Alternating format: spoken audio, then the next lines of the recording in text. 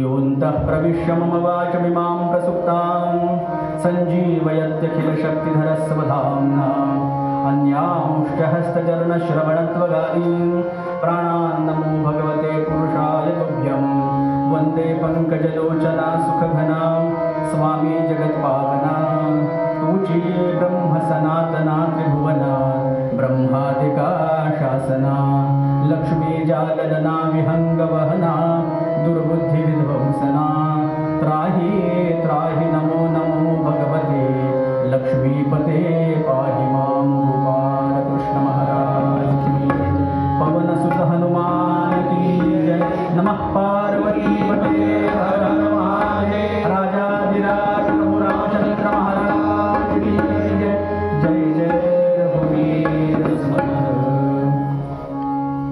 आम्ही रामाचे रामाचे दास रंग दीन त्याचे राम सर्वांचे दैवत भाव जाणुनी जैसाचेच राम तारक दीनासी चमत्कार रामदासी श्री सद्गुरुनाथ महाराज की जय।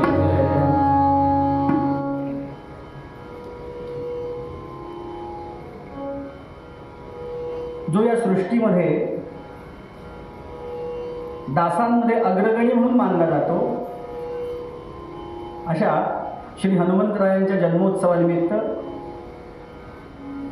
आपण सगळेजण त्यांची काही विशेष सेवा घडावी, त्यांच्याविषयी भाव दृढ व्हावा, प्रेम वाढावं भगवंताविषयीचं, या परिशुद्ध हेतूने आजपासून सांगतेच्या दिवसापर्यंत रोज याच वेळेला एकत्र जमणार. प्रत्येकाच्या मनामध्ये भाव काय आहे की त्याची मेहर नजर आमच्यावरती राहावी, त्याची कृपा दृष्टी आमच्यावरती राहावी, हाच हेतू आहे ना. तो असलाच पाहिजे, बरोबर ना. मग भगवान महाविष्णूंनी स्वतःच्या संकल्पातून या सृष्टीमध्ये अनेक प्रकारचे जीवजंतू जन्माला घातले, पण या अनंत जीवजंतूंमध्ये फक्त एकच प्राणी असा निर्माण केला ज्याला या जन्मामध्ये वेगळी काहीतरी सुविधा देऊन पाठवले. कोणती सुविधा आहे ती? डोळा उघडल्यापासून डोळा मिटेपर्यंत जेवढं आयुष्य भगवंताच्या कृपेने आपल्याला मिळालं. किती मिळालं माहिती आहे का कुणाला? माहिती आहे? ज्या दिवशी माहिती होईल त्या दिवशी काय होईल? त्याचं नियंत्रण संपेल या सृष्टीवरचं. काही अधिकार भगवंताने आपल्या हाती राखून ठेवले. प्रत्येकाच्या कपाळावर प्रिंट आहे बरं, बघायला जाऊ नका, आत्ता दिसत नाही. पण जेव्हा जन्म झाला तेव्हा भगवंताने लिहून पाठवले तारीख, पहिल्या श्वासाची तारीख आणि शेवटच्या श्वासाची तारीख लिहिलेली आहे. दिसणार नाही आपल्याला, आपला तो विषयही नाही, जाणून घ्यायचा प्रयत्नही करू नये. सांगायचा उद्देश काय आहे? अनंत जीवजंतू भगवंताने जन्माला घातले, पण मनुष्य हा एकमेव प्राणी असा जन्माला घातला की ज्याला डोळा उघडल्यापासून डोळा मिटेपर्यंत, म्हणजे जन्माला आल्यापासून शेवटच्या श्वासापर्यंत जे आयुष्य मिळालंय त्या आयुष्यामध्ये भगवंताला जाणून घेण्याची इच्छा ठेवता येते. चूक का बरोबर आपलं आपलं बघा तुम्ही. आता हा काय प्रश्नोत्तराचा तास नाही शाळेसारखा. हे आपण आपलं समजून घ्यायचं असतं. सांगणारा जो सांगतोय त्याचं काय सांगतोय हे पडताळून बघायचं असतं. एखाद्या गाईला वाटलं, गाईच्या जन्मामध्ये एखादा जीव आहे, तिला वाटलं की काहीही झालं तरी मला भगवंताची सेवा या जन्मात करायची आहे. तिला शक्य आहे का? इच्छा होणार नाही. पण जरी इच्छा झाली पूर्वकर्मानुसार तरी तिला गाय या जन्मामध्ये भगवंता समीप जाण्याचा अधिकार नाही. याचं कारण सगळ्यात महत्वाचा जो अवयव वाणी, वाचा दिली का भगवंताला? तिला दिली नाही. त्यामुळे ती व्यक्त करू शकत नाही. मला भगवंतापर्यंत जायचंय, सेवा करायचे हा भाव मनी असला तरी ती गाय या जन्मामध्ये ती व्यक्त करू शकत नाही. तसं एखाद्या मुंगीला वाटलं नाही नाही मोक्षच मला मिळवून घ्यायचा या जन्मात, आधी वाटेल का? वाटणार नाही. पण जरी वाटलं तरी ती व्यक्त करू शकते का? व्यक्त करू शकत नाही. पण मनुष्याच्या बाबतीमध्ये हे चित्र वेगळं आहे ना. मनुष्याला लक्षात येतं आपल्याला काय करायला हवंय. काय करायला नको. सर्वसामान्य बुद्धी प्रत्येकाला असते, त्यामुळे प्रत्येक जीवाला कळत असतं आपल्याला काय करायचं. पण मनुष्याला वेगळी ही सवलत देऊन भगवंताला पाठवली की त्याला जन्माला आल्यानंतर व्यक्त करता येतं, बोलता येतं, सांगता येतं. भगवंतासमोर जाऊन प्रार्थना करू शकतो, देवा मी वेडा वाकडा कसाही आहे, धनवान आहे, श्रीमंत आहे, गरीब आहे, माहिती नाही, तो काही प्रश्न नाही आहे, पण मी आहे ना तो मी तुझा आहे. हा जीव कोणाचा तरी आहे की नाही, का नाही आहे? कोणाचा तरी आहे ना. मग कोणाचा आहे हा प्रश्न पडायला पाहिजे. नक्की आम्ही आहोत कोणाचे? या प्रश्नाचं उत्तर व्यक्तिनुरूप वेगवेगळं असू शकेल. यांना वाटेल मी तबल्याचे आहे, कारण त्यांना ती कला येते. यांना वाटेल मी पेटीचे आहे, मग यांनी असं म्हणायचं का आम्ही तबल्याचे, आम्ही पेटीचे असं म्हणून चालेल? मला वाटलं मला कीर्तन करता येतं म्हणून मी कीर्तनाचे म्हणून चालेल का? गणपती तयार केला, हल्ली गुळाचा गणपती करायची एक पद्धत निघाली, बरोबर? एक उदाहरणादाखल लक्षात घ्या. मग गणपतीने काय म्हणायचं, आम्ही कुणाचे? गुळाचे. उदाहरण का दिलं? विषय कळावा म्हणून. नक्की आम्ही आहोत कुणाचे? हा जीव जो जन्माला आला तो कुणासाठी जन्माला आला, कुणाचा आहे? कधी विचार केला का आपण विचार केला नाही, आजपर्यंत घडला नाही, आत्ता करणार नाही, पुढे होईल माहिती नाही. त्यामुळे ज्यांनी हा विचार केला त्यांना संत असं म्हणतात.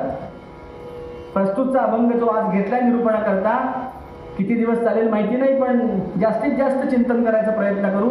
राष्ट्रसंत समर्थ रामदास स्वामी महाराजांचं पद अभंग निरूपणाकरता घेतलंय. काय म्हणाले समर्थ या पदामध्ये?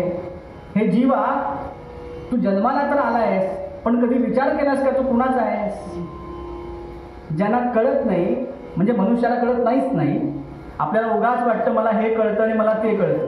पण पक्क लक्षात ठेवा, ज्या वेळेला मनाला असं वाटेल की मला हे कळतं, मला ते कळतं, तेव्हा समजून जावा आपल्याला यातलं काही कळत नाही. सद्गुरुनाथ महाराज, किती ज्ञान आहे हो भगवंताने निर्माण केलेलं, सागरापेक्षा मोठं ज्ञान आहे. किती वेचणार आम्ही त्यातलं?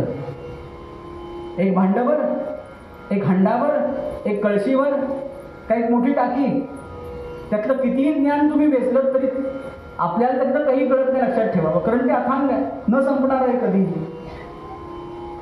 मग विचार असा करायचा आहे, आम्ही कुणाचे आहोत? एकानं उत्तर दिलं, बुवा काहीतरी प्रश्न काय विचारताय, पहिलाच दिवस आहे कीर्तनाचा, अजून सगळे उत्सव सुरू झाला ह्या विचारामध्ये नाही, बरोबर ना? म्हणजे पहिलाच दिवस आहे, आत्ता सुरुवात झाली निरूपणाला, अजून आपण प्रपंचामध्ये आहोत, आपल्या संसारामध्ये आहोत. मग आपण काय म्हणायचं, आम्ही कुणाचे?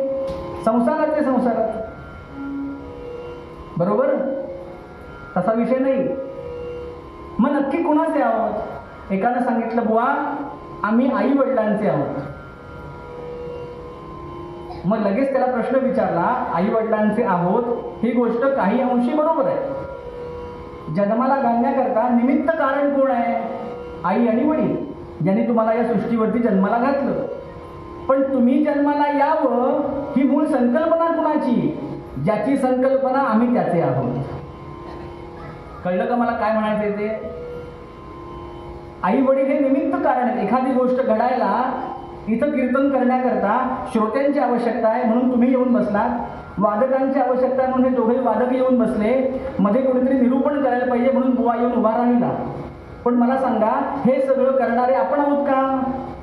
आम्ही आहोत? आमची एवढी कार्यशक्ती आहे, आमची पात्रता आहे? मग हे करणारं कोण आहे? हे घडवणारं कोण आहे? वृक्षाचेही पान हाले ज्याची सत्ता, राहिली अहंता मग कोठे, तुकोबा सांगतात आम्हाला. मग वृक्षाचं पान जरी हलायचं असेल तरी त्याच्या सत्तेशिवाय हलत नसेल तर या जीवाला या भूमीवरती जन्माला घालणारा कोण आहे? आई वडील आहेत का? आई वडिलांच्या अंतःकरणामध्ये, मेंदूमध्ये, हृदयामध्ये ती प्रेरणा निर्माण करतो, आम्ही त्याचे आहोत. काय म्हणाले समर्थ पहिल्या चरणामध्ये? आम्ही रामाचे. ही सृष्टी 3 तत्वामध्ये विभागली गेली. माहिती आपल्याला कथा, आपण पुष्कळ कीर्तन ऐकणाऱ्यात, मला याची पूर्ण कल्पना आहे. ही सृष्टी 3 तत्वामध्ये विभागली गेली. कोणती 3 तत्व? उत्पत्ती, स्थिती आणि लय. मग या उत्पत्ती, स्थिती आणि लयाकरता 3 देवतांनी आपली आपली खुर्ची मांडली. बरोबर की नाही? उत्पत्ती कुणाकडे दिली? विश्वनिर्मितीचं काम कुणाकडे दिलं? विश्वनिर्मिती दिली ब्रह्मदेवांकडे. चतुर्मुख ब्रह्म, या 4 मुखांचा ब्रह्मदेव, वेदावृद्धो युगास्य, हा युगानुयुग वृद्ध असलेले, जाणकार असलेले ब्रह्मदेव म्हणाले उत्पत्तीचं काम मी बघतो, खाते वाटप आपापसात झालं बरं एकमतानं. म्हणजे एक भाग पूर्ण झाला. मग स्थितीवर सांभाळायचं काम कुणी घेतलं? निर्माण केलेली सृष्टी सांभाळली पाहिजे ना. मुलं जन्माला घातली, सांभाळायची कोणी? का रस्त्यावर सोडून द्यायचे? नाही ना. मग सांभाळण्याकरता एक देवता पाहिजे. ते काम कुणी घेतलं? ज्यांनी काम घेतलं त्यांना महाविष्णू असं म्हणतात. अवतारात नावं वेगवेगळी धारण केली, पण सृष्टीला सांभाळण्याचं काम केलं भगवान श्री महाविष्णू. आणि जेव्हा जेव्हा जेव्हा निर्माण केलेली प्रजा हाताबाहेर जायला लागेल तेव्हा त्यांचा संहार करायचं काम कोणी घेतलं? जे जवळपास कुठे राहत नाहीत त्यांचं दर्शन घ्यायला लांब जावं लागतं. एकदा गेलो तर परत यायची संधी नाही. नावाच्या मागे फक्त कै एवढंच लागेल म्हणजे कैलासवासी. असे भगवान शंकर. तुमच्या सगळ्यांचे चेहरे मला गंभीर दिसले पण मला चैन पडत नाही, म्हणून जरा थोडासा विनोद. कीर्तन ही एकट्याने करायची गोष्ट आहे का? आपण सगळ्यांनी मिळून ती सेवा करायची आहे ना. त्याचा आनंद सगळ्यांना घेता आला पाहिजे. एकटं मी 2 तास बोलायचं आणि तुम्ही ऐकायचं आणि जात असताना काय म्हणायचं, बुवा हे सगळं तुझं तुला लखला, आम्हाला काही नको येत. तसलं आपल्याला करायचं नाही. काहीतरी 4 दिवस 5 दिवस जे काही कीर्तनाचे मिळाले त्या 5 दिवसामध्ये काहीतरी चिंतन घडावं, त्याच्याविषयीचा भाव दृढ व्हावा. 365 दिवसांचं वर्ष आहे, पैकी 6 दिवस जर उत्सवाचे असतील तर 359 दिवस पुरेल एवढी एनर्जी चार्जिंग करून घ्यायचंय स्वतःला. एवढं लक्षात ठेवा. आजच पहिल्याच दिवशी सांगून टाकतो, हा मोबाईल वर्षभर चालावा असं वाटत असेल तर कथेला येऊन बसा, बाकी व्यवस्था तो करेल, मी काहीच करणार नाही. बरं, बोलविता धनी कोण आहे? तो बसलाय समोर. त्यामुळे ज्यांना असं वाटतं की वर्षभर चांगलं जावं, सुखासमाधानाने जावं, शंका काही येऊ नये, त्यांनी कथेला येऊन बसा. खात्रीशीर लिहून देतो, प्रसाराच्या दिवशी काहीतरी हातात चिंतन घडलेलं असेल, काहीतरी विचार मिळालेला असेल. पण तो विचार मिळावा हे वाटत असेल तर कथेशिवाय पर्याय. काय विषय आपला चाललाय? कुणाचे आहोत आम्ही आहोत कोणाचे? उत्पत्ती स्थिती लय 3 देवतांनी 3 जागा वाटून घेतल्या, पण तरी सुद्धा त्या 3 देवतांमध्ये जो सांभाळणारा आहे ना, आम्ही त्याचे. समर्थाने आग्रहपूर्वक सांगितलं, आम्ही रामाचे. अभंगाची सुरुवात करतानाच द्विरुक्तीनं केली. द्विरुक्ती म्हणजे एका शब्दाचा 2 वेळा उच्चार केला. का असं केलं असेल? कधी प्रश्न पडला आपल्याला, 2 वेळा का म्हटलं जातं? नाही माहिती, सांगतो, त्याच्याकरताच मी उभा आहे ना. द्विरुक्तीने बोलल्यानंतर तो विषय नक्की होतो. एखादा मनुष्य आपल्याकडे लग्नाचं आमंत्रण करायला पत्रिका घेऊन आला. प्रथेप्रमाणे डोक्यावरती टोपी घातली, निमंत्रण पत्रिका हातामध्ये घेतली, नारळ घेतला, अक्षता घेतल्या आणि समोरच्याला ज्याला निमंत्रण करायचंय त्याच्यासमोर उभा राहिला. माऊली, आमच्याकडे आमच्या मुलाचं काय लग्न आहे, अमुक दिवशी मुहूर्त आहे, तुम्ही सगळ्यांनी सहकुटुंब यावं अशी प्रार्थना करतो आणि आग्रहाचं निमंत्रण करतो असं त्याने सांगितलं. अशी पत्रिका देऊन आमंत्रण करायची पूर्वीची पद्धत होती. आता मोबाईलवर पाठवतात नालायक. कोण येणार लग्नाला? येणार कोण? तुला लग्ना बसू दे. बोलायचं नाही असं ठरवलं होतं, पण संधी आली की मी बोलल्याशिवाय सोडत नाही. याचं कारण काय? चूक ते चूकच असलं पाहिजे ना. आमंत्रण करून झालं, बाकीचं विसरून जावं, मुख्य मुद्दा लक्षात. आमंत्रण करून झालं की ज्याला आमंत्रण करतो तो काय सांगतो? तो नारळ दिलेला असेल तो परत फिरवून देतो, हा नारळ, किंवा आपल्याकडचा देतो आणि काय सांगतो? हो येतो. काय सांगतो? काळजी करू नका, आम्ही येतो, नक्की येतो. एकदा येतो सांगून कळलं नसतं का? आमंत्रण करणारा वेडा आहे का डोक्यावरती पडलाय? आपल्या संस्कृतीमध्ये द्विरुक्तीने बोलल्यानंतर तो विषय पक्का झाला असं समजलं जातं. आमंत्रण करणाऱ्याला त्याने समोरने ऐकलं, त्याने काय सांगितलं? हो आम्ही नक्की येतो, काळजी करू नका. हो 2दा म्हणाले ना. या अर्थी त्याने समजून जावं, समोरचा माणूस जो कोणी बसलेला असेल, आमंत्रण करत असेल, तो आपल्या विवाहाच्या कार्याला नक्की येणार आहे. निश्चिती झाली. द्विरुक्तीने बोलल्यानंतर, दोनदा सांगितल्यानंतर निश्चिती होते. म्हणून समर्थ काय म्हणतात, आम्ही कुणाचे आहोत? आम्ही रामाचे, असं म्हणून चाललं असतं. पण आम्ही रामाचे दोनदा म्हणाले, याचा अर्थ असा आहे, आम्ही रामाशिवाय कुणाचेही नाही, आम्ही फक्त रामाचे आहोत, पर्यायच नाही आम्हाला दुसरा कुठला, असं त्या बोलण्याचं रोग. म्हणून काय पहिल्या चरणात सांगितलं, आम्ही रामाचे दास रंक दीन त्याचे. याचा विचार आपल्याला करायचाच नाही. आज काय करायचंय, आम्ही रामाचे बस एवढंच चिंतन करायचं. पोटभर खाल्लं की काय होतं, झोप येते. आज एकादशी आहे, पोटभर जेवायचं नसतं, जीव जगावा म्हणून घासभर उपवासाचं काहीतरी खावं. पण एकादशी म्हणजे सकाळपासून आदल्या दिवशी किती साबुदाणा भिजत घालता? अहो पोतभर साबुदाणा अख्ख्या बेनावल्यात भिजत गेला असेल काल रात्री. एकादशी ना, जाऊ दे, आपल्या एकादशीबद्दल माझं काही म्हणणं नाही, आपलं आपलं बघा. पण आम्ही रामाचे एवढाच विचार करूया. मग एका माणसाने प्रश्न विचारला, एका भक्तानं प्रश्न विचारला, का हो? समर्थ म्हणाले, आम्ही रामाचे पण आमच्याकडे कितीतरी देव आहेत. आपल्या हिंदू धर्मामध्ये किती देव आहेत? 33 कोटी देव आहेत, असं शास्त्रामध्ये, पुराणामध्ये, पोथीमध्ये, ग्रंथामध्ये वर्णन आहे. मग तो म्हणाला, 33 कोटी देव असताना समर्थांना आम्ही रामाचे म्हणावं का वाटलं? मनुष्य आहे, त्याला शंका निर्माण होणारच, प्रश्न पडणारच, आणि जेव्हा प्रश्न पडतो तेव्हाच उत्तर मिळायची अपेक्षा असते. या न्यायानं त्यांना प्रश्न विचारला एका भक्तानं, का हो एवढे देव आहेत, रामच का म्हणाले? आता प्रश्न कुणी काय विचारावा याच्यावर कोणाचा धर्मबंध आहे? नाही. पण त्याने प्रश्न विचारला. ज्यांना विचारला ते कथा कीर्तनला जाणारे होते, चांगलं ऐकायची सवय होते, थोडंसं अभ्यास होता शास्त्रांचा. त्यांनी सांगितलं, कशाला काळजी करतो? आधी या सृष्टीमध्ये सत्य काय आहे आणि भ्रम काय आहे तुला कळतं का? तो म्हणाला, मी दोन्ही शब्द पहिल्यांदा ऐकतोय. समर्थ मनुष्य काय म्हणाला, हे तुम्ही जे काय म्हणता हे मी पहिल्यांदा ऐकतोय. हो ना, मग सत्य काय आहे आणि भ्रम काय आहे हे जाणून घे, मग तुला रामाचे का म्हणाले याचाही उलगडा होईल. तो म्हणाला, महाराज मला काही समजत नाही, तुम्ही समजून सांगितलं तर बरं होईल. बरं म्हणाले, सांगतो समजून तुला. या सृष्टीमध्ये सत्य काय आहे काय विचार करू आपण याच्यावर. समजा पटकन कुणी प्रश्न विचारला, शाळेत कुणी शिक्षक असतील, मुलांना प्रश्न विचारला, टार्गेट मुलं आमच्याकडे असतातच शाळेत, नवे त्यांचीच संख्या जास्त असते हल्ली.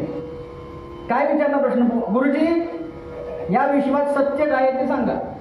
त्या गुरुजीला प्रश्न पडला, आता काय सांगू याला, सत्य म्हणजे काय, कशाला सत्य म्हणायचं? ते म्हणाले, उद्या विचार करून सांगतो. पण तसं करून चालत नाही. बरं, शंका निर्माण झाली की समाधान लगेच व्हायला पाहिजे.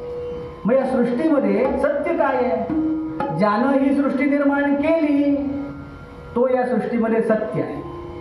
मग कुणी निर्माण केली सृष्टी? भगवंतानं निर्माण केली, बरोबर. मग या सृष्टीमध्ये सत्य काय आहे? भगवंत आहे. आणि भ्रम काय आहे? त्यानंच निर्माण केलेली आमच्या भोवती जी माया आहे ती भ्रम आहे. कुणी विषय निर्माण केले? आम्हाला आकर्षित करण्याकरता वेगवेगळी व्यवधानं कुणी निर्माण केली? ज्याने निर्माण केली तो भगवंतच आहे, तोच सत्य आहे. पण त्यांनी स्वतःपासून दूर ठेवण्याकरता आपल्याला माया नावाची एक बाजू तयार केली आणि ती आपल्या भोवती सोडून दिली, जा. मग भ्रम काय आहे? मायेने जो होतो तो भ्रम, आणि सत्य काय आहे? भगवंत. कळले का एवढं? भ्रम म्हणजे मिथ्या, खोटेपणा. भास, सोपा शब्द, भास होतो. तरी त्याला कळले ना. हो, त्या पहिल्या माणसाला कळलं नाही. वा गुरुजी कळलं नाही सत्य काय आणि भ्रम काय. ठीक आहे म्हणले, पटवून सांगतो, पटेपर्यंत सांगतो. पहिला दृष्टांत दिला, ऐक, काळजीपूर्वक ऐक. सत्य म्हणजे भगवंत आणि भ्रम म्हणजे भास. भास होतो ना आपल्याला, कुणीतरी आहे, रात्रीची वेळ आहे, एकटं जातोय, अंधार पडलेला, हातात बॅटरी नाहीये, आवाज येतो मागणं काहीतरी सरपटत गेल्याचा, सरकन काटा येतो अंगावर, येतो ना. काय वाटतं? कुणीतरी असेल, भूत. घाबरू नका, जवळजवळ घर आहे, काय लांब जायचं नाही आपलं. भूतभीत नसेल ना, वाटतं की आहे का? असतं नाही, भ्रम आहे, भास आहे तो.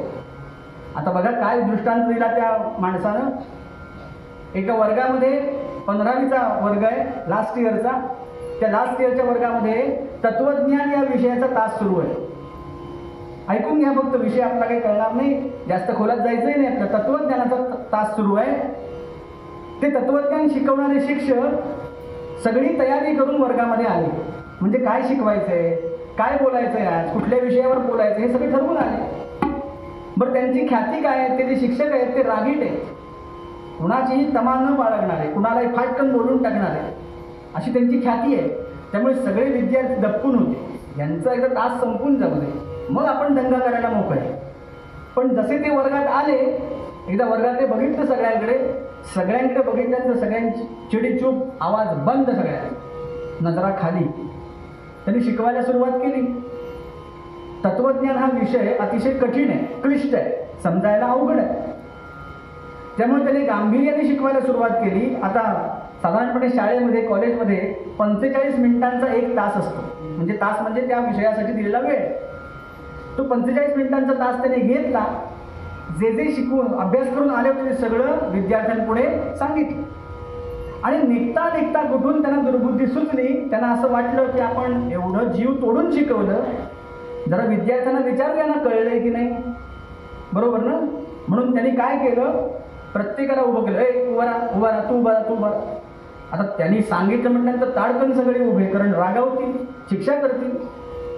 त्यांनी विचारलं, तुला कळलं, तुला कळलं, तुला कळलं मी काय शिकवलं ते? कुणाला काय हे कळलं नव्हतं.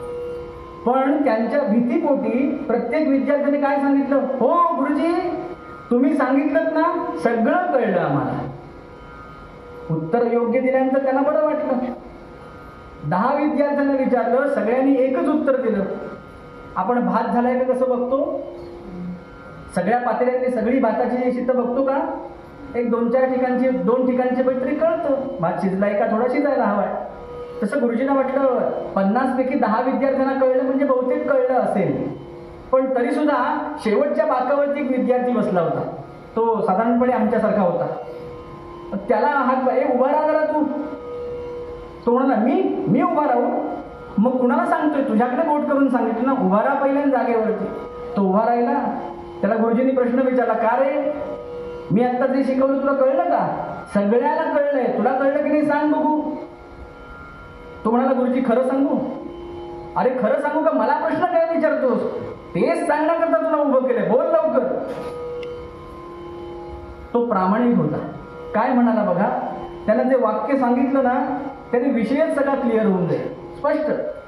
गुरुजी रागवू नका, मी काय सांगतोय का, तुम्ही काय आम्हाला शिकवलं, सत्य काय आहे आणि भ्रम काय आहे, हे तुम्ही आम्हाला गेले 45 मिनिटं, 1 तास जे काही शिकवताय, विषय हाच होता. पण तुम्ही आम्हाला जे शिकवलं ना, ते सत्य आहे. तुम्ही आम्हाला जे शिकवलं गेले 1 तास, ते सत्य आहे, कारण ते ज्ञान आहे, भगवंताने निर्माण केलेलं आहे. पण तुम्ही शिकवलेलं आम्हाला कळलंय, हे तुम्हाला जे वाटतंय तो तुमचा भ्रम आहे. सद्गुरुनाथ महाराज. कपाळावर हात मारला हो शिक्षकानं. त्या निघून गेले, आलेच नाही परत वर्गावरती. जे समोरच्याला कळलंय असं आपल्याला वाटतं, भास होतो, त्याला भ्रम असं म्हणतात.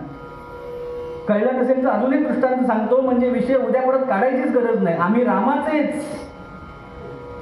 एका संस्थानिकाचं दिवाळं निघालं, जुनी गोष्ट आहे. संस्थानिकाचं दिवाळं निघालं आणि दिवाळं निघाल्यानंतर योगायोगानं लग्नसराईमध्ये गावातलं आमंत्रण त्या संस्थानिकाच्या घरी आलं. आता संस्थानिक म्हणजे पूर्वीपासून मान असतो. आमंत्रण केलं लग्नाचं की दोघांनी लग्नाला या, तुमचे आशीर्वाद लाख मोलाचे आहेत, जायला पाहिजे त्यांना. पण जसा लग्नाचा दिवस जवळ यायला लागला, त्या संस्थानिकाच्या पत्नीला प्रश्न पडला. जेव्हा दिवाळं निघालं संस्थानाचं, तेव्हा होते ते दागिने, पैसे, धनसंपत्ती, वाडा, जमीन जुमला सगळं सरकार खाती जमा केलं. आता राहिलंही काय, राहतं घर, काही मोजके कपडे, म्हणजे संपत्ती जी होती ती निघून गेली सगळी. आता आपण फक्त नावाचे संस्थानिक, पण संस्थानिक म्हटल्यानंतर कसा रुबाब असतो, त्यातलं काही शिल्लक नाही. मग लग्नाला तर जायला पाहिजे. बरं, लग्नाला जाताना नटून थटून जायचं असतं, बरोबर ना. नुसतं लग्नाला तर लोक काय म्हणतील अशी आपल्याला एक आतून खात असतं ना मन. मग त्या संस्थानिकाच्या बायकोला प्रश्न पडला, लग्नाला तर जायचंय, आपण संस्थानिकाची बायको आहोत, दागिन्याशिवाय कसं जाणार? काहीतरी व्यवस्था करणं गरजेचं आहे. प्रधानजीला बोलावलं. प्रधानजी इकडे या. तो एकच सेवक शिल्लक होता. बरं, संस्थानिक असं दिवाळी निघालं तसे सगळे सेवक सोडून गेले, पगार द्यायलाच पैसे नाही हो. पण प्रधानजी इमानदार होता, पूर्वीपासून नोकरी केली होती, त्यामुळे तो होता एकटा शिल्लक. प्रधानजी धावत आला. का बोलवलं? काय सेवा करू? सेवा राहू दे बाजूला, मी काय सांगते ऐकून घे. उद्या गावात लग्नाला जायचंय, लग्नाला जाण्याकरता दागदागिने अंगावर असावे, कारण आम्ही संस्थानिकाची पत्नी आहे. माहिती आहे तुला? हो माहिती. पण दिवाळं निघालं तेव्हा सरकार चरणी सगळं जमा केलंय, हेही तुला माहिती आहे? हो माहिती. मग काय करू? काहीतरी अशी युक्ती कर ज्यानं मला उद्या लग्नाला जाणं शक्य होईल. लग्नाला गेले तरी मला कुणीही बघणार नाही, म्हणजे शंकेनं बघणार नाही. प्रधानजीच तो. बुद्धी ज्याला आहे ना तोच प्रधान होऊ शकतो. बरं, ज्याला बुद्धी नाही तो प्रधान होण्याच्या पात्रतेचा नाही. तो म्हणला, माऊली आईसाहेब 1000 रुपये द्या मला. काय करा? 1000 रुपये मला द्या आणि 1 तासभर फक्त वाट बघा, मी बघतो काय करायचं. होते 1000 रुपये तिच्याकडे काढून त्याच्या हातावर ठेवले. प्रधानजी निघून गेला बाजारामध्ये. बाजारात गेला, कल्चर मोत्याच्या दुकानात गेला. 1 ग्रॅम तेव्हा स्वस्ताही होती. आता सोन्याचा दर काही विचारात घेऊ नका. 1000 रुपयाचा त्यातला कण सुद्धा घ्यायचा नाही पदरात. मी सांगतो हा दृष्टांत जुना आहे. तेव्हा साधारणपणे 500 रुपये तोळा सोनं असेल, त्यामुळे 1000 रुपयात बऱ्यापैकी दागिने येत होते. त्याने काय केलं? कल्चर मोत्याचे खोटे दागिने 1000 रुपयाचे दागिने खरेदी केले. थोडे पुरुषांसाठी, जास्त स्त्रियांसाठी असे खरेदी केले. घरी आला, संस्थानिकाच्या पत्नीसमोर उभा राहिला. माऊली ही तुमची वस्तू, हे काय आहे? काय आहे विचारू नका, अंगावर परिधान करा, खुशाल लग्नाला जा, आल्यावर मला सांगा काय झालं ते. दुसऱ्या दिवशी तिला उत्तम भरजरी साडी परिधान केली, वस्त्र नेसली. नवऱ्यालाही चांगली वस्त्र दिली. जे दागिने आणले होते ते सगळे दोघांनी अंगावरती घातले, ज्यांना जसे शोभतील तसे, आणि दोघंही लग्नाला गेले. जसे सभामंडपात दोघंही गेले, आता मोत्याचे दागिने जरी खोटे असले ना तरी ते दिसायला कसे खऱ्यापेक्षा भारी असतात हो. जसे सभामंडपात प्रवेश केला, आता आधी संस्थानिक म्हणून यांची ओळख आहेच, पण सगळे जणांची तोंडात बोट, काय दागिने. आणि चर्चा सुरू झाली या इकडे या मंडळीमध्ये. काय चर्चा सुरू झाली? तिच्या अंगावरचे दागिने साधारण किती किमतीचे असतील, काही गरज आहे? पण चर्चा केल्याशिवाय माणसाला चैन पडत नाही. सगळ्यांचं, बरं तुमच्यासाठी सगळ्यांचं, हे आणि हे काय वेगळे नाही, सगळे सारखेच. महिलांनी सुरुवात केली तिच्या अंगावर किती दागिने त्याचं मूल्यांकन करायला, म्हणजे गणित करायला सुरुवात केली. आणि पुरुषांनी काय सुरुवात केली? त्या संस्थानिकाच्या अंगावरचे काय माळा दिसत आहेत, हातात अंगठ्या दिसत आहेत मोत्याच्या, सगळ्याची किंमत करूया. बरं, चर्चा सुरू झाली. ती चर्चा दोघांच्याही कानावर पडते, दोघंही त्या लग्न समारंभामध्ये सामील झाले. स्त्रियांनी चर्चा सुरू केली. काय सांगू बाई, तोडे पाटल्या, आता मला नावं विशेष येत नाहीत, पण त्या सगळ्या दागिन्यांची नावं घेतली आणि त्याची किंमत केली. 50 लाखाचे तरी दागिने असतील अंगावर बाईच्या. काय मिरवते वगैरे वगैरे असं सुरुवात केलं. आता हे सगळं ती ऐकते, तिला आतनं इतकं बरं वाटतंय. 50 लाखाचे दागिने मी घातले, तिला आनंद झाला मनात. इकडच्या बाजूला काय झालं? तो संस्थानिक पुरुषांच्या रांगेत बसला होता, त्याच्या कानावर चर्चा आली. अहो, संस्थान खालसा करून झालं, दिवाळं निघालं, तरी याचा तोरा केवढा आहे बघा. 5-7 लाख रुपयाचे दागिने गळ्यात घातलेले नुसते. इकडचे किती? 25-50 आणि हे 5-7, किती झाली? बेरीज झाली किती? घरी गेल्यानंतर करत बसा. लग्न समारंभ झाला आणि राजवाड्यात परत आले. आल्या पहिली हाक मारली प्रधानजीला. प्रधानजी इकडे या. तुम्ही सांगितल्याप्रमाणे मी लग्नाला गेलो, समारंभ पार पडला, उत्तम समारंभ झाला. आणि एवढ्या समारंभामध्ये आम्हाला आमचं दिवाळं निघालेलं असून सुद्धा चकार शब्द कोणी बोलू शकलं नाही. नवे उलट पूर्वीपेक्षा जास्त श्रीमंत आहोत असा सगळ्यांचा समज झाला. काय असं केलं सांगा बघू. आता तो हसला हो प्रधानजी. बाईसाहेब बसा, असं नसतं बा, पाणी प्या, जरा शांत बसा, मी सांगतो काय केलं ते. मी वेगळं काय केलं नाही, मी बाजारात गेलो, 1000 रुपयाचे कल्चर मोत्याचे दागिने आणले, तुमच्या हातावर ठेवले. मग काय झालं? त्यानं पुढचं वाक्य सांगितलं ना, हा पूर्ण वेदांत आहे. काय सांगितलं बघा, मूळ तुम्ही संस्थानिकाच्या पत्नी सत्य आहात. मग सत्य अधिष्ठानावरती असत्याचे कितीही दागिने आणून घातले तरी ते सगळ्यांना सत्यच वाटतात. कळला का दृष्टांत काय? तो भगवंत सत्य आहे. त्यानंच निर्माण केलेल्या असत्यावर कितीही आम्ही असत्याचे दागिने घातले तरी ते आम्हाला सत्यच वाटतात, कारण तोच सत्य आहे. म्हणून आम्हाला काय म्हणायचं आहे, आम्ही कुणाचे आहोत? या सृष्टीमध्ये जो सत्य आहे ना, आम्ही त्याचेच आहोत. आम्ही कुणाचे आहोत? कोण सत्य आहे? रामाशिवाय दुसरं कोण सत्य आहे? या सृष्टीचा पालन करता भगवान महाविष्णू, आम्ही त्याचे आहोत. मग दुसऱ्या भक्ताने लगेच प्रश्न विचारला, 33 कोटी देव त्यांचं काय झालं? मगाशी सांगणार होतात तुम्ही, आता म्हणजे सांगतो. हे कळलं तुला कोण सत्य आहे? आमचा रामच सत्य आहे. मग आता बाकी देव का नको? त्याने एक एक नावं घ्यायला सुरुवात केली. एकानं नाव घ्यावं, दुसऱ्याने ते खोडून काढावं. कुणाचं पहिलं नाव निघालं? ज्याच्यामुळे दिवसाची सुरुवात होते असा सूर्यनारायण. तो म्हणाला, आम्हाला 33 कोटी देवांपैकी सूर्यनारायण जास्त आवडतो. का? अहो, त्याच्याशिवाय दिवस सुरू होत नाही. अगदी बरोबर. आता दुसरा त्याच्या विरुद्ध बोलायला लागला. सूर्य देवता कशी नको ह्याच्याविषयी बोलायला लागला. अरे, सूर्य चांगला आहे, कोण नाही म्हणतं. अगदी सकाळी जावं, सूर्योदयाला दर्शन घ्यावं, छान दिसतं. अगदी हात जोडून नमस्कार करावा. पण सूर्याला आमची उपास्य देवता मानली आणि दुपारी 12 वाजता मला वाटलं की माझ्या उपास्य देवतेचं दर्शन घ्यायचंय. कुठे असतो 12 वाजता? तो कुठे असतो? डोक्यावर. दर्शन घेता येईल? बघा प्रयत्न करून. या उघड्या डोळ्यांनी दर्शन घेऊ शकत नाही, कारण त्याची तीव्रता जास्त आहे, प्रखर आहे ना. दुपारी 12 वाजता बघायची सोय नाही, 2 वाजता बघता येत नाही. आम्ही जागेत नसतो 2 वाजता. सद्गुरुनाथ महाराज. सांगायचा उद्देश, सकाळी जरी तो डोळ्याला सुखद वाटत असला, चांगला वाटत असला, तरी दिवसभर आम्ही त्याच्याकडे पाहू शकत नाही. तीव्र आहे, प्रखर आहे. त्यामुळे ज्याच्याकडे आम्ही सतत जाऊ शकत नाही तो आम्हाला उपास्य नकोच. सूर्य नको, यादीतनं नाव कट. मग दुसरं नाव आलं, चंद्र चालेल का? चंद्र, हो चंद्र चालेल ना. का नाही चालणार चंद्र?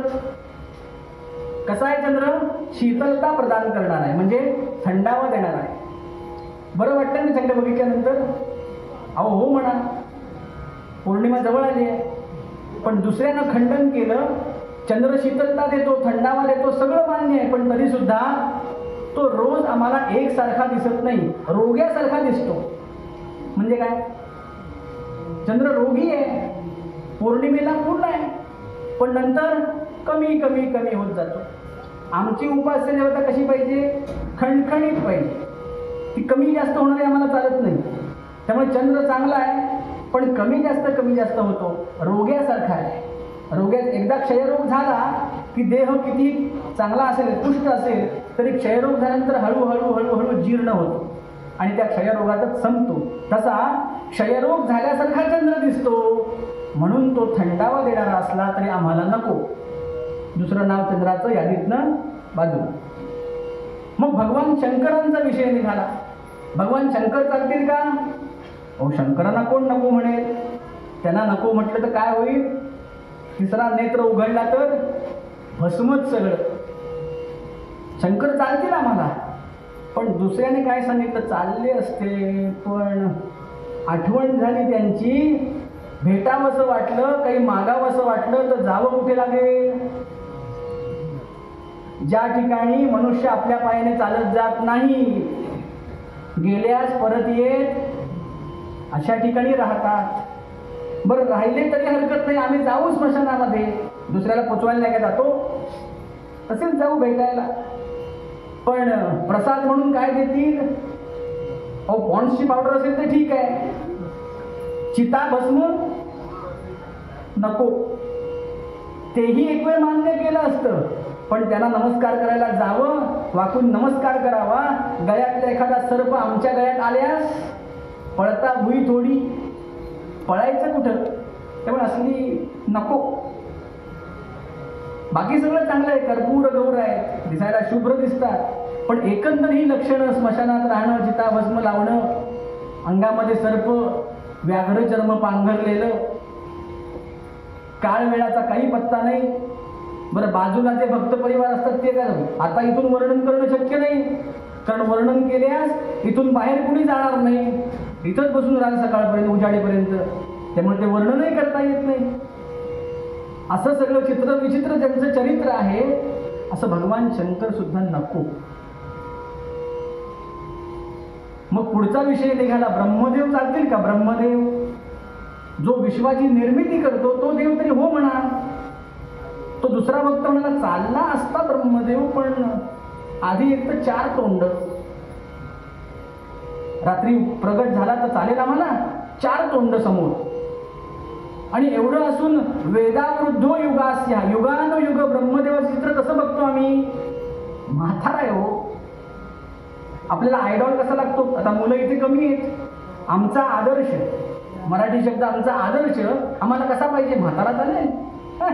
अजिबात चालणार नाही. का चालून घ्यावं आम्ही? तो शरीरानं तरणा पाहिजे, कर्तृत्वानं छत्रपतींसारखा पाहिजे, दिसायला रुबाबदार भगवान महाविष्णूंसारखा पाहिजे. मग ब्रह्मदेव काय म्हणून चालवून घ्यायचा? नको. चांगला आहे, विश्वाची निर्मिती करतो, सगळं मान्य असलं तरी 4 तोंड आणि म्हातारपण, त्यामुळे नको आम्हाला. यादी सगळी बरीच मोठी होईल, 33 कोटी देव. मला वाटतं प्रसाराच्या कीर्तनापर्यंत, पादुका पूजनापर्यंत यादीच पुरी करायची आपल्याला. घाबरू नका. ही सगळी यादी त्या दोघांनी एकमेकांनी पूर्ण केली, पण कुणाचंच समाधान झालं नाही. मग एकच नाव शिल्लक राहील. कुणाचं शिल्लक राहिलं? जो कर्तृत्वानं या सृष्टीमध्ये श्रेष्ठ ठरला. देव असून मानव अवतारामध्ये आला, आणि मानव अवतारामध्ये, मानव जन्मामध्ये जी जी कर्म आवश्यक आहेत करणं, ती सगळी बिनबोभाट केली. वडिलांच्या वचनाकरता 14 वर्ष वनवास ज्याने पत्करला, पितृवचन पाळण्याकरता. असा एक वचनी, एक पत्नी, आणि कुठेही गालबोट नाही, नाव ठेवायला जागा नाही. दिसण्याच्या बाबतीत चंद्राहुनी शीतल, रवीहुनी सोज्वळ, तेने मज केवळ मोहिले, आहे ना, ऐकतो ना आपण. असा रूपांमध्ये सुंदर, गुणामध्ये सुंदर, चारित्र्यामध्ये तर नाव ठेवायला जागा नाही, असा सर्व गुण संपन्न रामच आमची उपास्य देवता योग्य, असं पटवून दिलं त्याला, आणि खात्री पटली. आता काय शंका राहिली? सगळ्या देवांमध्ये जर या सर्व लक्षणाने युक्त रामच एक श्रेष्ठ असेल, तर आम्ही आहोत कुणाचे? त्याच्याकडे पर्यायच राहिला नाही. आम्ही कुणाचे आहोत? आम्ही रामाचेच. याचं कारण काय आहे? तो सर्व गुण संपन्न आहे, त्याच्यासारखं तो आम्हाला करतो. रामनामाची महती सांगताना शास्त्रकार वर्णन करतात, रामश्रेष्ठ आहेच आहे चारित्र्य म्हणून, पण त्याचं नाव जरी घेतलं तरी सुद्धा या देहातली सगळी पापं आपोआप निघून जातात, नष्ट होतात. मग असं नावाच्या उच्चाराने जर मुक्ती मिळणार असेल, तर आम्हाला कोण प्रिय म्हटलं पाहिजे? रामच प्रिय म्हटलं पाहिजे ना. म्हणून समर्थांचे शब्द खरे आहेत. कुणाचे आहोत आम्ही? रामाचे आहोत. मग राम नाम किती श्रेष्ठ आहे, एवढा विचार करून आजच्या पूर्वरंगात थांबूया. किती श्रेष्ठ आहे रामनाम? दासानुदास म्हणून ज्यांचं हनुमंतरायांचं वर्णन करतो ना, त्यांनी किती नाम घेतलं, किती वेळा घेतलं? मोजता आलंय कुणाला? मोजता आलं नाही. कारण श्वासाश्वासागणे, श्वास घेताना सुद्धा आणि श्वास सोडताना सुद्धा रामच म्हणत होते. म्हणून आम्ही चित्र बघतो ना, छाती फाडून दाखवली हनुमंतरायांनी. मला सांगा, प्रत्यक्ष गरज आहे फाडून दाखवायची? ज्याच्या कणाकणामध्ये, प्रत्येक नसानसांमध्ये, रक्ताच्या थेंबाथेंबामध्ये आणि सगळ्या बुद्धीमध्ये तो राम भरून राहिला असेल, तर त्याच्या अंतःकरणात रामाशिवाय दुसरं असणार आहे काय? रामच असणार आहे. फाडून दाखवायची गरजच नाही. पण आम्हाला कळण्याकरता म्हणून तो दाखवलं. अंतःकरणात प्रभू तुम्ही आहात हे फाडून दाखवायची गरज नसते. आम्ही कुणाचे आहोत? आम्ही रामाचेच आहोत. कारण राम तारक दीनास, तोच आम्हाला तारून देणार आहे. ज्यांनी विश्वास ठेवला त्यांना त्यानं तारून नेलं. कुणाकुणाला तारून नेलं? वयाचा विचार केला का? ध्रुव आणि प्रल्हाद किती वर्षाचे होते? ज्या वयामध्ये आम्हाला सरळ आपल्या 2 पायावर चालताही येत नाही एवढ्या ते वयाचे होते, 8 वर्षाचे, 8 ते 9 वर्षाचे, तरी सुद्धा भगवंतावर विश्वास असल्यामुळे भगवंताने तारून नेलंच ना. तळणीमध्ये टाकलं. आठवून बघा, वडा तळायला सोडलाय, काय होतं काय? तर त्या देहाला किती यातना झाल्या असतील, पण ज्याचा विश्वास भगवंतावरती आहे त्याला यातना शिवू शकेल काय? स्पर्शच करू शकणार नाही. कारण त्याला पक्क माहिती आहे मला तारून नेणारा माझा राम आहे. किती वर्ष वाट बघायला लावली शबरीला. आपण प्रत्येक कीर्तनात नाही ऐकत असतो, पण तेच परत काय ऐकायचं? कारण सांगू, सकाळी जेवणात काय घेता? काय जेवता? पोळी, भात, भाजी, भाकरी, काय ते तुम्ही म्हणत असाल. दुपारी काय जेवता? आमटी भात. रात्री काय जेवता? भात आमटी. उरला भात तर सकाळी काय? फोडणीचा भात. बरोबर ना? हो नाही म्हणत? हो. मग तिन्ही त्रिकाळ भातच जेवत असाल तर त्याच्याशिवाय काही पर्याय आहे? फक्त फॉर्म बदलेल. कधी साधा भात, कधी फोडणी दिलेला भात, कधी आतमध्ये फोडणी घातलेला भात. पुढचं सांगू, ट्रिपल शेजवान. मला त्यातलं काही कळत नाही, ऐकलंय फक्त म्हणून सांगायचा उद्देश, अन्नामध्ये जर भाताशिवाय पर्याय नसेल तर परमार्थामध्ये, आयुष्यामध्ये कोण तारून नेणारा? रामाशिवाय आहे कोण दुसरं? कुणी तारून नेणारा बसलं नाही आपल्याला. कुणालाही काळजी पडली नाही आहे जीवाची. तारून नेण्याकरता तो एकमेव राम समर्थ आहे. मग मूळ पदामध्ये समर्थ काय म्हणाले? आज आपण निश्चय पक्का करूया, हा जीव, हा देह नक्की कुणाचा आहे? फक्त रामाचा. रामाचाच आहे. आम्ही रामाचे मग दास आहोत, रंक आहोत, दीन आहोत. कसेही असलो रामा तरी आम्ही तुझे आहोत. राम सर्वांचे दैवत, पण दैवत कधी होईल? भाव जाणूनी जैसा जेथ. ज्याच्या मनात जसा भाव असेल तसा त्याला देव प्राप्त होतो. एक दृष्टांत छोटासा सांगतो, विषय वाढेल, पण आज कीर्तनाची पहिली सेवा आहे. पहिलं पुष्प असं त्याला म्हणतात. त्या पहिल्या पुष्पाला, पहिल्या कीर्तनाला भगवान मंगलमूर्तींशिवाय तरणोपाय नसतो. त्यांचं चरित्र गावं. याचं कारण, मंगलाचे जे मंगल. कुठल्याही कामाच्या सुरुवातीला, पूजेच्या सुरुवातीला, शुभ कार्याच्या सुरुवातीला भगवान मंगलमूर्तींचं स्मरण केल्याशिवाय, पूजन केल्याशिवाय पुढं जायचं नाही, अशी प्रथा आहे ना, शास्त्र आहे. मग विषय काय चाललाय? राम सर्वांचे दैवत, भाव जाणूनी जैसा जेथ. भगवान मंगलमूर्तींची मूर्ती आम्ही रोज बघतो. आपल्या गावात मूर्ती तयारही होतात या भागामध्ये. पण ती मूर्ती तयार करत असताना, बघत असताना त्या मूर्तीचं गमक काय आहे? कधी मी विचार केला का? एक शहाणा उभा राहिला, तो म्हणाला त्यात काय कठीण आहे? त्याला 2 हात असतात गणपतीला, एकूण 4 हात. मागच्या 2 हातामध्ये शस्त्र घेतलेली आहे आणि पुढचे 2 हात असे ठेवलेत. त्याला मोदक भरपूर आवडतो म्हणून डाव्या हातावर मोदक आहे आणि एक हात असा आहे. मी म्हटलं कळली तुझी अक्कल, बस खाली. हे आम्हाला पण दिसतंय. मी प्रश्न काय विचारला, त्याचं गमत काय, विचार काय आहे त्याचा? तो विचार आम्ही कधी विचार केला? आम्हाला फक्त गणपती आणायचं माहिती, त्याची पूजा करायची माहिती, त्याची आरती करायची माहिती आहे. पण गणपतीच्या मूर्तीत आम्ही काय शिकायचं हेच जर कळत नसेल तर मूर्ती आणली काय, ठेवली काय आणि विसर्जन केली काय, त्याला काय फरक पडणार आहे? ती मूर्ती कशाकरता आणायची? त्या मूर्तीतला जो देव आहे, भगवंत आहे, त्याच्याविषयी भाव या चित्तात दृढ व्हायला पाहिजे ना. मग एका शास्त्रकाराने उत्तर दिलं, वेड्या ऐक मी काय सांगतो. 2 हात भगवंताला समोर जे आहेत ना, त्या हातांचा अर्थ सांगतो. ते 2 हात शस्त्र घेऊन आहेत ते बरोबर आहे. संरक्षणाकरता शस्त्र भगवंताने हातात धारण केलेली. त्यांना असं सांगितलं शास्त्रकारांनी, डावा हात जो आहे तो कशा करताय? तो पहिला माणूस म्हणाला मोदकासाठी. अरे आयुष्यात मोदकापेक्षा वेगळं काहीतरी असतं का? फक्त खायचंच दिसतं तुला? नाही म्हणाला, चूक झाली. गणपतीला मोदक आवडतो, मान्य आहे. आम्ही त्या मूर्तीच्या हातावर सुद्धा मोदक खरा ठेवतो. म्हणजे मातीत असेल तर काढून ठेवतो. चतुर्थीला खरा केलेला उकडीचा मोदक हातावर ठेवतात. का? गणपतीला मोदक आवडतो. कोण नाही म्हणाल? मग मला एक गोष्ट सांगा, गणपतीला मोदक आवडतो, पार्वती देवीला करता येत नाही? त्याला काय घरी कैलास पर्यंत खायला मिळत नाही? भरपूर खातो मोदक तो. पण मोदक म्हणजे काय आहे?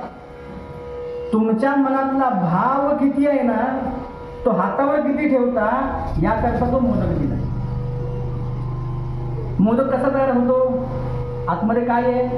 नारळ आहे ना, त्याच्यात नारळ आहे, गुळ आहे, वेलची आहे, जायफळ आहे, काय ते घालाल ते. हे पदार्थ म्हणजे स्नेहाचं प्रतीक आहे. कसलं प्रतीक आहे? स्नेह म्हणजे प्रेम, भगवंताविषयी असलेलं प्रेम. ते भगवंताविषयी असलेलं प्रेम त्याच्या डाव्या हातावर तुम्ही जेवढं ठेवाल ते किती आहे ते वजन करतो तो, आणि वजन करून त्याच्या बदल्यात आशीर्वाद रूपी तुम्हाला परतावा देतो. माझा मुद्दा काय चाललाय? राम सर्वांचे दैवत, पण कधी? भाव जाणूनी जैसा जेथ. किती भाव तुम्ही ठेवला हातावर त्या पटीत तुम्हाला आशीर्वाद मिळणार. कधी बघितली अशी गणपतीची मूर्ती? असं वाटलं कधी असं पण असेल का? आम्हाला फक्त तो मोदक खातो, आशीर्वाद देतो, घरी जातो.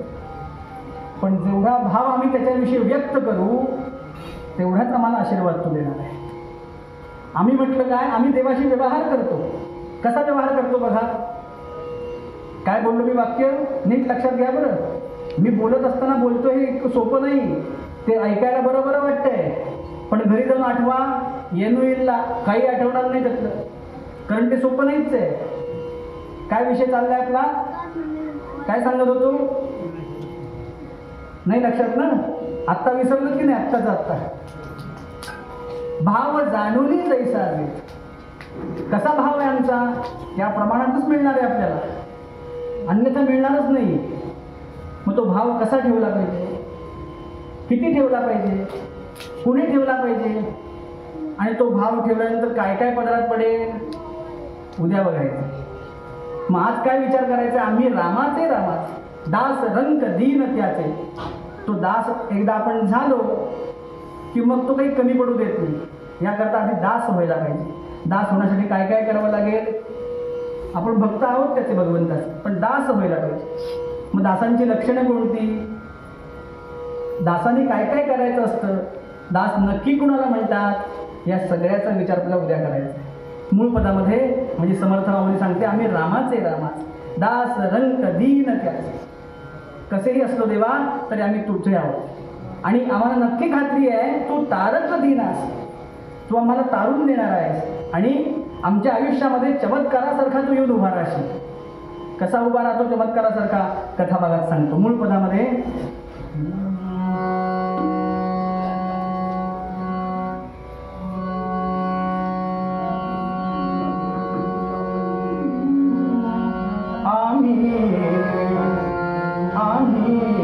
रामाचे आम्ही